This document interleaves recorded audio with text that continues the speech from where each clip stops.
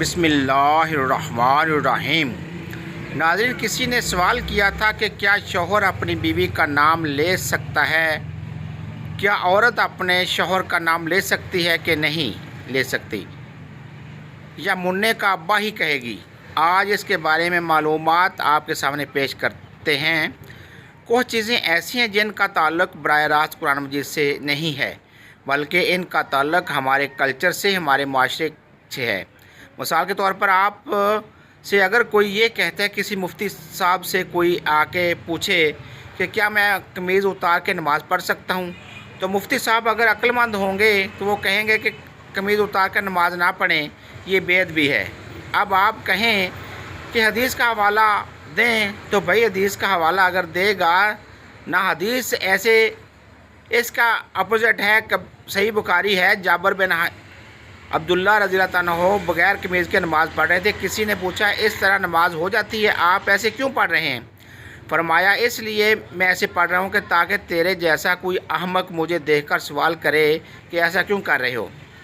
तेरे जैसा अहमक मुझसे सवाल करे। क्या कहा कि नबी करीम सल्लल्लाहु अलैहि वसल्लम के दौर में हमें 2 जोड़े मुयस्सर नहीं होते थे।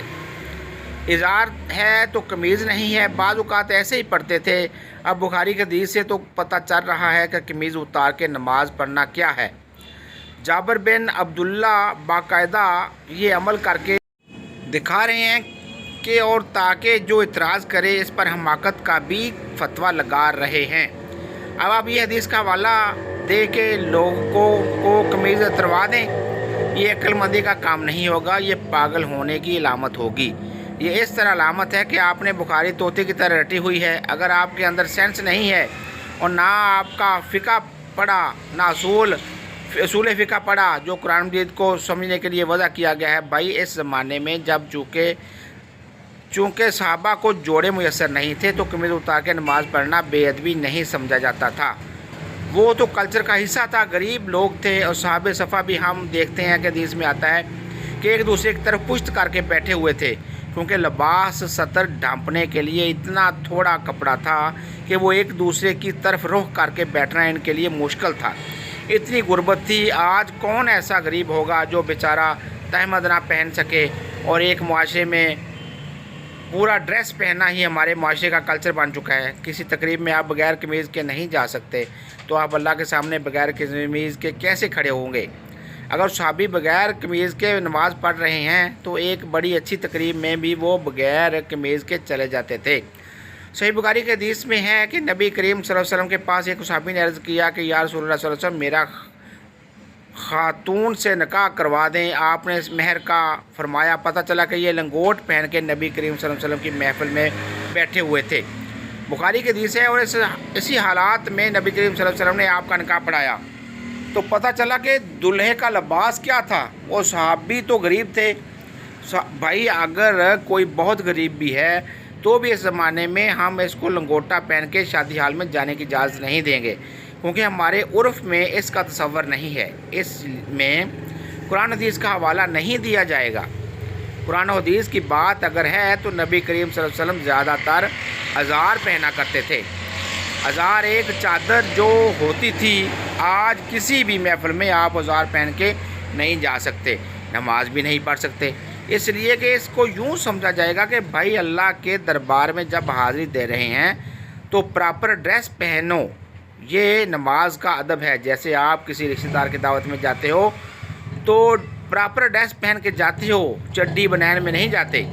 तो हम कहेंगे कि अल्लाह का हक़ भी ये है कि अल्लाह के सामने जब हाज़िरी दी जाए तो प्रॉपर ड्रेस में हों, क्योंकि अब हमारे ज़माने का उर्फ़ ये बन चुका है कि कमीज़ भी हो, साथ में शलवार भी हो।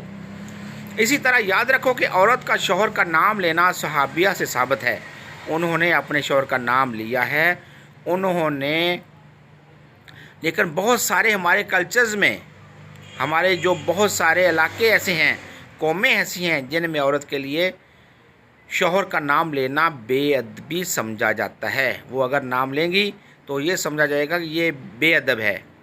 आप ये देखो कि हम ये कहते हैं कि नबी करीम सल्लल्लाहु अलैहि वसल्लम ने फरमाया, क्या कहते हैं, फरमाया किसी सहाबा ने फरमाने का लफ्ज़ आपके लिए इस्तेमाल नहीं किया, لیکن ہمارے عرف میں یہ کہنا کہ نبی نے کہا اس کو ادب کے خلاف سمجھا جائے گا۔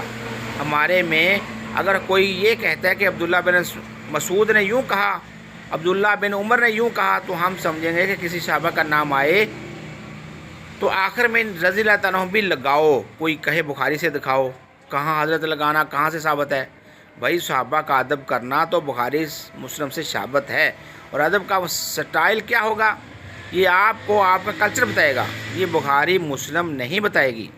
ہر چیز میں بخاری مسلم کا مطالبہ کرنا جہالت ہے۔ یہ تو شریعت ہمیں بتائے گی کہ شوہر بیوی پر لازم ہے کہ وہ شوہر کا ادب کرے۔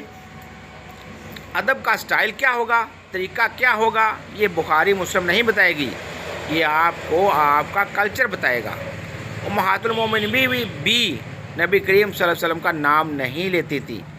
کبھی حدیث میں آتا ہے کہ زوجہ نے کہا محمد آپ کہہ سکتے ہیں، اس لیے نام نہیں لیتی تھی کہ نام لینا ادب کے خلاف، اور چونکہ نبی تھے اور قرآن مجید میں ان کا نام لینے سے منع کیا گیا کہ ایسے مت پکارو جیسے دوستوں کو اور دوسروں کو پکارتے ہو، تو اس سے اتنی بات تو ثابت ہوگی کہ بعض اوقات نام لینا بے ادبی سمجھا جاتا ہے۔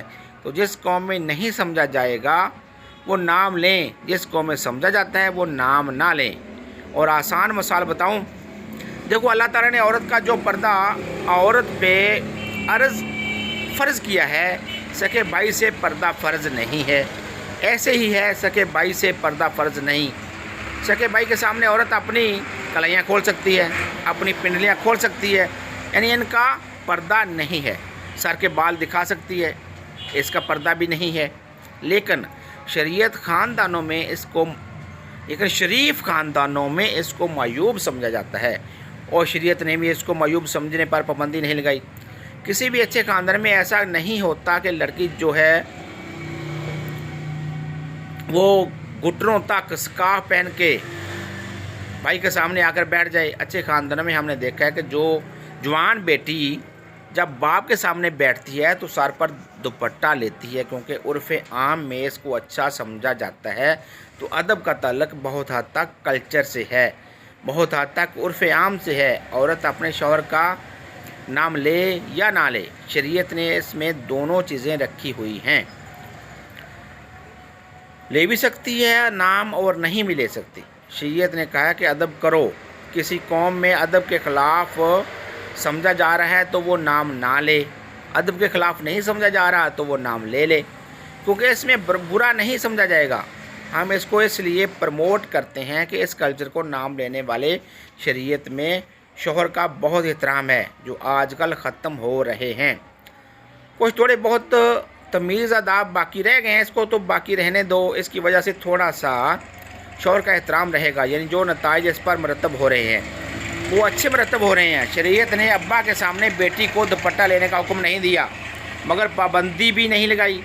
تو جب دونوں راستے ہیں تو ہم کہیں گے کہ شریعت کے مزاج سے زیادہ قریب کیا ہے، دوپٹہ لینا یا نہ لینا زیادہ مزاج کے قریب ہے۔ اس میں باپ کا احترام ہے، حیا ہے، شریعت معاشرے میں حیا کو فروغ دینا چاہتی ہے۔ تو جو چیز حیا کے زیادہ قریب ہوگی کیا جائے گا، جو حیا سے دور ہوگی اس کی حوصلہ شکنی کی جائے گی، اس پر بخاری مسلم کے حوالے مانگنے والے پر جہالت کا فتویٰ لگایا جائے گا۔